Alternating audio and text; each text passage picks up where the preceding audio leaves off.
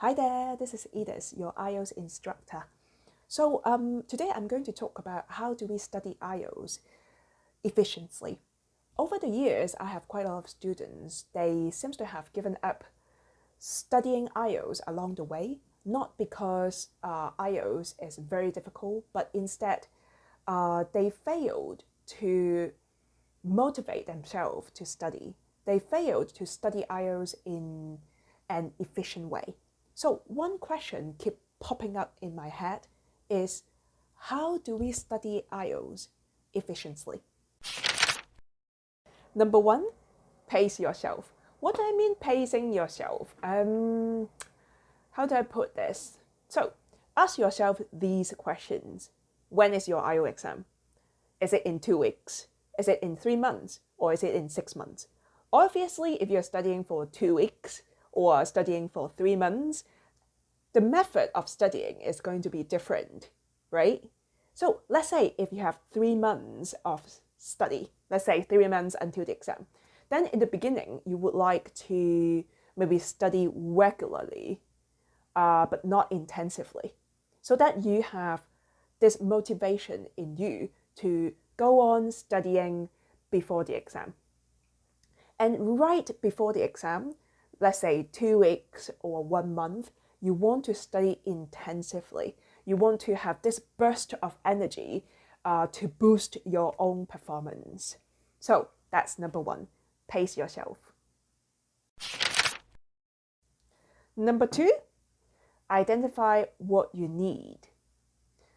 Okay, so we all have these limited resources and we have limited time. Obviously, we cannot study everything, and IELTS is also quite expensive to apply for. So ask yourself these questions. What are the common topics in IELTS? Which part do you need to work on? Is it writing? Is it reading? Or is it speaking? How about reading? Which part is the scariest part for you? Is it true, false, not given? Is it fill in the blanks or multiple choices? So once you have identified the scariest part or your weaknesses, then you can focus your time into studying all these parts. After you focus your energy in the right place, you will feel much better because you're not wasting your time in something that is irrelevant. Then you will be able to study more efficiently. Number three, study with a buddy.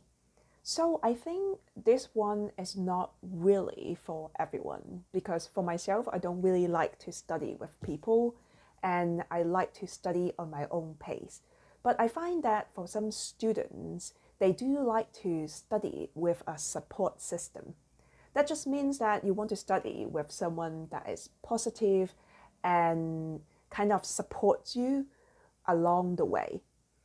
You will also feel more motivated when you are studying with someone, because when you see that guy is studying hard and you don't want to fall behind.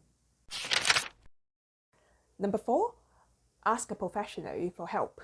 There are plenty of teachers out there that can help you. For example, teachers, instructors, ex-examiners, etc., etc. These people, they are trained to help you with exam taking strategies or how to pick up answer quickly, how to adjust your study plan. I know that a lot of students, they will try to find information online, but I have seen a lot of websites with inaccurate information. So I think if you want to study efficiently, do ask a professional for help. Number five, take it easy. I know it might sound obvious, but failing IELTS obviously is not the end of the world. If you want to study overseas, there are plenty of ways to do that. For example, applying for a working holiday visa or apply for volunteer work on Workaway, HelpX, or join other exams like PTE, CELP, TOEIC, etc., etc. Failing IELTS is not the end of the world, and worrying about it is not going to help you improve anyway. It's only going to stress you out demotivate you and eat you alive. So try your best and you are going to do great. So these are the tips for today. If you want me to make a different video on a different topic, please comment below and I'll see you next video. Cheers!